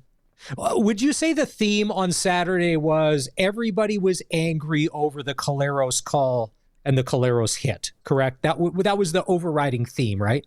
Yeah, I was going to ask people to guess, but you've given it away now. Okay, all right. Yeah. Let's see, who do we, if we were going to, so here's some of the better calls from Saturday. Who do we got up first here? Yeah, we've Who's got ready to melt Carol. down? We've got Carol starting us nice. off. So, yeah, here we go. I can remember when Claris was with Saskatchewan, and I believe it was the Winnipeg player nailed Claris when he was a rider, and never even called it. So they got to clean it up, make sure that they hit him a little lower, not below the knees, and hopefully we come back and win the next one too, because they sure had a good game today, or the fourth quarter showed them they played an awesome game. First of all, couple reasons why I like that phone call. Carol's doing something in the background while she's on the phone, multitasking, and there's a second voice that is added into the phone call. That has everything for me. That, to me, a 5-star Google review. Carol. Chef's kiss on that one. I appreciate bringing up the receipts, as it were, of when Claros was on our team and got hit like that. There wasn't no flags then. Though, as we've beaten this horse ad nauseum in the last 3 days on this show, in 2025, that's a flag. 2018, 2017, yeah, guess not. Remember everything in back from, let's use 2018, pre-pandemic, everything that used to go or was allowed or acceptable in life to what now is, you can't even talk about. You can't even, it's not even whoa, hey, whoa, treading into dangerous territory here. Different conversations these days. Different conversations. All right, who's up next on the Rider Radio Roundtable Rewind? God, that's a lot. A lot of alliteration there. Ed is up next. The roughing the passer. I was incensed. I was half crazy over that. First thing I want to say is I'm not upset at Winnipeg for making the challenge. Winnipeg did the right thing, and if I was coaching, I would have done the same thing. But I watched that over and over and over again, and I don't see where, if that's how the rule book reads, that you can hit face mask to face mask, or you can't hit face mask to face mask, then I think they've got to redo this rule and look at it and make some refinements to it. I wouldn't want to be in the Western Final in close game and you lose the game because some command center, the referees down on the field don't call it. The guys in the command center call it, and I get screwed out of the Grey Cup game because of that rule that isn't written properly. Somebody's got to make some adjustments to that rule before somebody gets really hurt over that. I realize there was a time when you could kill the quarterback and there were no penalties. Now the pendulum has gone the other way, and you never know when they're going to drop that flag and ruin your season. And that's what I think. Make some adjustments to it. There. Ed. Ed. Fire and brimstone. As far as passion goes, he's our starting quarterback on the All Rider Nation passion team. He may even be a spot on the executive for the Pilsner Cup. Like, really. You could get the punt. Ed's in. Oh, okay. So if Ed is this fired up on sort of a, not that it wasn't an important game, but a regular season game, all that, what do you think Ed's thoughts were after the 2009 Grey Cup? Ed, call back in. I want to hear that. Because that really ended a lot of our collective mojo for years. And we've never got over that. If Ed is this fired up at a week 13 game on a Caleros hit, wow. I think it was week 14, but yeah. Ed, week 14. Ed, we love it. Yeah. No, he was bringing it the whole time too. I was like, when is he going to run out of breath? No, he's going to keep going. All right. Loving the passion, Ed. Next do you think Ed's wife goes to a different room when he calls in to go on the air? She'd be like, I can't be in the same room as you. Oh, he's on the call-in show again. I'm going to go downstairs, do some laundry. I'll be back in 5 minutes. Colson, it's 2025. That's very sexist. You can't say that. Do it. First chore that came to mind. I do the laundry in my house too. I know. Listen, I know. Hey. I may have a neighbor update before the show is over. Anyway, Interesting. call number 3. Who's next on the Rider Radio Rewind from Saturday with a post-game show phone call? Up next, we've got Mike. I understand you have to call the roughing the passer by rule of the law, but at what point then do you just make quarterbacks irrelevant from being tackled? Because growing up and playing football, we were taught, playing on the defensive side of the ball, you look up so that you're not spearing the person and dropping the crown of your helmet. Honestly, at what point do you just get rid of tackling the quarterback and blow the play dead? You know what I mean on that? That's not a bad question. Well, to me, it wasn't a dirty hit. It was an unfortunate hit, but it's 2025. They call that now. Like Charleston even said, there's been less of a hit called for flags. A lot of it has to do with who you are. Look at Shea Patterson last year, was taking a beating on many plays, but because Shea Patterson is relatively new to the CFL, Shea ain't getting those calls. We didn't get those calls. A profile guy, keep in mind, if that's Trevor Harris, we're getting that call all day long. It's a respect thing. It's a seniority thing. The CFL will never admit that, but it is. But Shea Patterson last year, taking a beating on plays. No flag. All right, who's up next? Last caller we got here. I mean, there's a million on the call-in show. If you want to go listen to them, we've got that in podcast form too. But last caller we're showcasing here is Rick. I think if that was Strebler or Frizzardo, Harris, any other quarterback that got hit, they would not call that. He did not hit him with the crown of his helmet. I didn't even see his head move. It was just like a car accident. His neck went over when he got hit. I mean, he's had concussions. He's known for that. I honestly think that he shouldn't be even allowed in the league because of that. I honestly think that was a fair hit. And I just don't believe that was properly called. Relatively calm. I do like, but I don't know. Should Ed have been the last call because he was so ramped? Should he have started? I will say, I don't know if these calls are in order of the call-in show. These are just the order I have. I'm just talking about how we replayed them because Ed brings the fire. What if we got Ed to rally the troops and give the pregame speech one day? Be like, hey Mace, save it. We got a guy. We got a guy. All right. I don't even think he'll even buy his own ticket. We don't even got to get him and his wife a free ticket to the game. He'll just be there and we'll get him in there to get the boys going. Get the boys fired up. It could work. One thing that I think, having not been in very many locker rooms, but one thing I've heard enough is that it's family in there, right? And so I think if someone's coming in to guest fire up the crew, the team, usually it's somebody that coach has to vet first, right? Or handpick. Because So Ed may need credentials, that's what you're saying. He may need a little cred before he gets an invite to the basement of Mosaic. Exactly, because I'm pretty sure DeVaris Daniels did it for, was it our team or was it the Argos before they went to the Grey Cup? I don't remember exactly, but I remember hearing a story about that where before he was coaching for us, he came to one of these teams and gave them the pep talk Phil speech. Daniels said he gave the Argos Phil a pep Daniels. talk for his son DeVaris. Yeah. All right. Thanks for everybody. As always, you know what? You can, after Rider Radio, you can always call in. You can always call the SportsCage too. 306-936-6262. Okay, we're going to take a break. When we come back, we're going to hear from Keyshawn Johnson after practice today. Riders were back on the field, getting ready for Montreal. We're 10-2. They're, what are they? 6-5, 5-6. Could be, let's see, 5-7. Is this a trap game for the Riders? Are you a little worried? Are we too full of ourselves? Montreal, they're playing for their playoff lives now. They're in a dogfight for not crossover, second. I mean, it's all up for grabs now. McLeod Bethel Thompson could be your starting quarterback.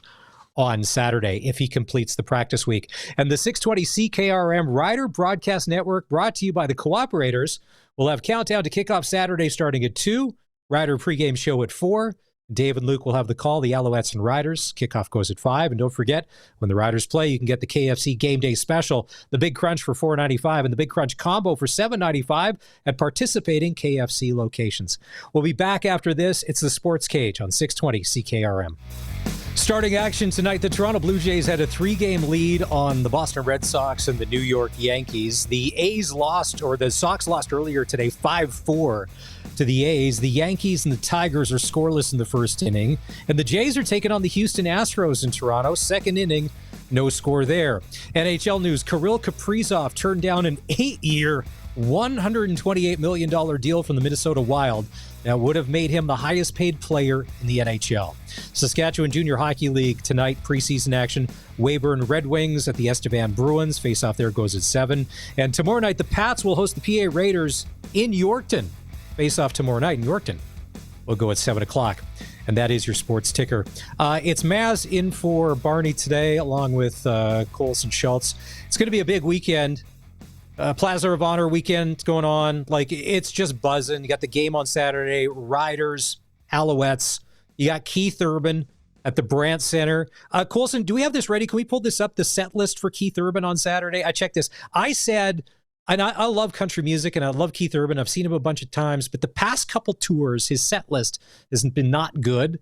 Too many new songs, not enough of the hits. But then from what I've seen, I'm like, this is actually going to be a good show on Saturday. It'll be well worth the money. What is this, the High and Dry tour? What are we calling this? Do we have that readily available, Colson? I don't know. High and Alive. I didn't see the set list for this show. Oh, you didn't see the set list? Okay, so no. It's the High and Alive World Tour. Just a sec. But I sent that on. I wanted to, I think I had seen the Toronto ones and previous ones. I don't think I'd seen this one, wherever it is. Well, yeah, we just got to basically go on what's been played before because we don't know yet. So basically, once there's a website, if you don't know that you're a music fan, it's called setlist.fm. You can see any set list from pretty much anywhere in the past 6 decades. There's record of it. So if you're going to Morgan Wallen, and I know Barney was talking about that quite a bit yesterday, you can go on and see how it's all going to play out at Morgan Wallen. So Keith opens the show with Straight Line. That's his newest single. I actually like that song. The Blacktop Bands, Long Hot Summer, Messed Up, Parallel Lines, Better Life. One of my favorite Keith Urban songs. Last tour wasn't in the set list. Not awesome. You Look Good in My Shirt. Cop Car, Days Go By. Fighter, I hate that song. Ugh. Somebody Like You. Of course, you got to play that. He plays Pink Pony Club, the Chapel Roan cover. You'll Think of Me, which is great if it's like the 8-minute version where he goes nutso on the acoustic and then on the electric guitar. Blue Ain't Your Color, Wasted Time. And You Get What You Give by the New Radicals as the encore. So that's going to be Saturday at the Brandt Center. You're going to get Alana Springsteen, Chase Matthew, Keith Urban, High and Alive. But first, Rider football. Riders, Alouettes, Plaza of Honor game kickoffs at 5 today. Dave Thomas, voice of the Riders, had a chance to speak with Keyshawn Johnson. Keyshawn Johnson coming off back-to-back victories over the Winnipeg Blue Bombers. This team's got to feel pretty good, doesn't it? Yeah, we feel good. We look at each opponent just the same each week, and every week is a new week. No matter what we did in the past, we got to come out and execute the next week. You look at your numbers this year, 60 receptions heading into last week, and half of them were converting second down into first down. Is that a source of pride for you, and did you have any idea the number was that high? I actually had no clue that the number was that high, but, that's obviously that's a good thing, and the thing that's helping my team, to victory, and that's all I'm here to do. What does that success speak to? Does that speak to your ability to get open at critical moments, your understanding of the playbook, the trust that Trevor Harris has in you, all of the above?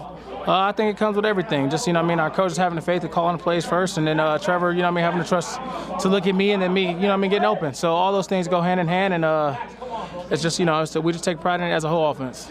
I'm going to ask you the question that I get asked a lot. This team is 10-2 right now, and if you rewind to a year ago, they say, what's the difference?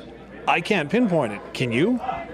I can't. We're just here. We're fighting together as a team. We obviously had a year to build with each other and know the more ins and outs of each other, just from top to bottom, from coaches to players. And I feel like that's just leading us to the right way. Obviously, you play the Montreal Alouettes this week. Is there a third opponent in human nature? Because I know you're a proud family man. You want to get home and have a bye week and all of that stuff. And that's not just isolated to you, but human nature would look ahead to something like that. Do you have to battle that? No, our goal, we set that early for all of us, just to come in and don't think too far. Each week is 1-0, and then we'll go from there. And so, is that actually verbally addressed amongst the group? Yeah, amongst our whole team. Right after our game, that's something that we talk about. Enjoy this win for the night, but let's go and move on the next day, and let's come in and let's work to get better. Keyshawn, wish you all the best this week and continued success. Thank you. Of course, thank you.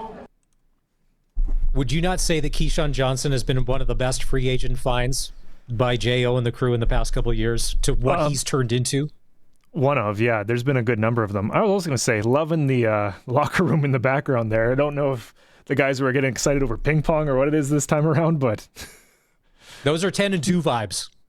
Remember last year during that, what was it, a 7 or 8 game losing streak? Winless. There was a tie. Yeah. Oh yeah. No. The technicalities. The very CFL being CFL-y type situation to a T.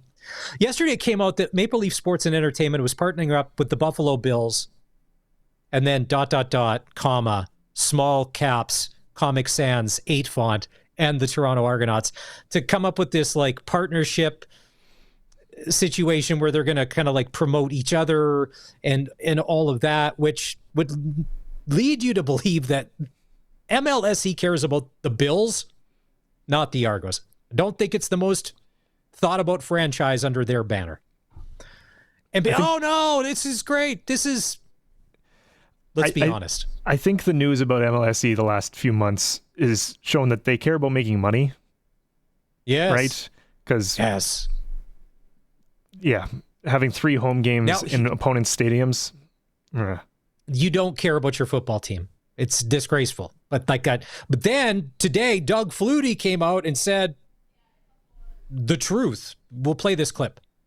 Big day here, big partnership announcement. What is so special about this one for you? I think the number one thing, it's about the youth. It's about youth football, getting the kids involved, exposing them more to it. And because the NFL's involved, because it's the Bills, it brings a little more credibility to it locally. I know people don't always want to hear that here, but it does. And just all the lessons that are learned credibility right there. Team sports, especially right football, there. The accountability, the discipline, the work ethic, all that.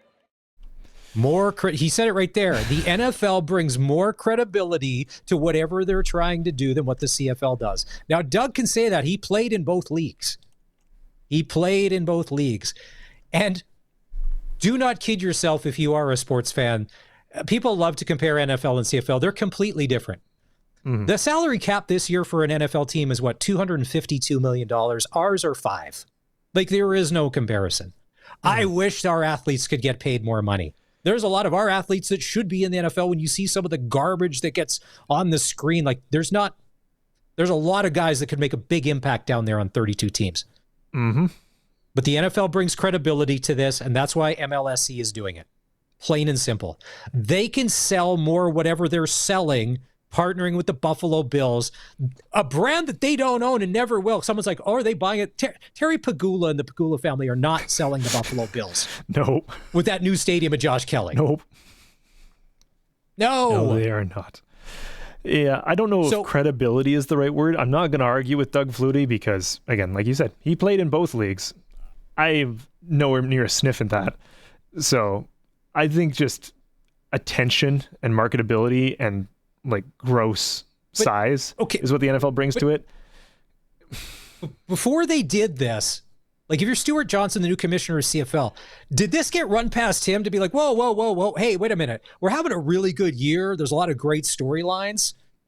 You announce this in the off season. Like this is nothing. This.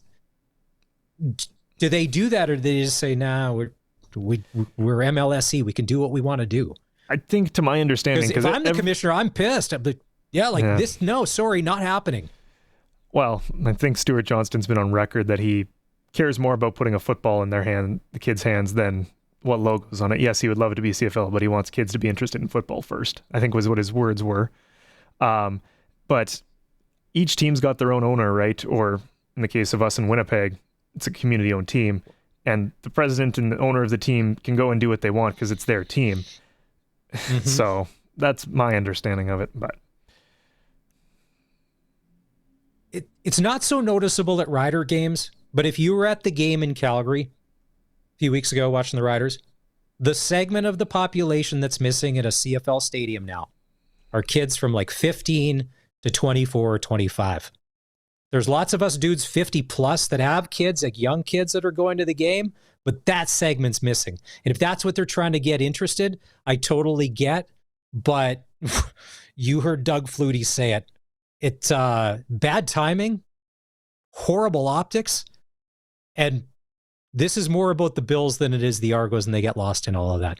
All right, we're going to take a break. When we come back, Julian McKenzie from The Athletic will join us, talking about Kirill Kaprizov turning down $128 million, the Connor McDavid situation, and if you're a Flames fan, is there light at the end of the tunnel? Maybe. We'll do that next, right here on 620 CKRM.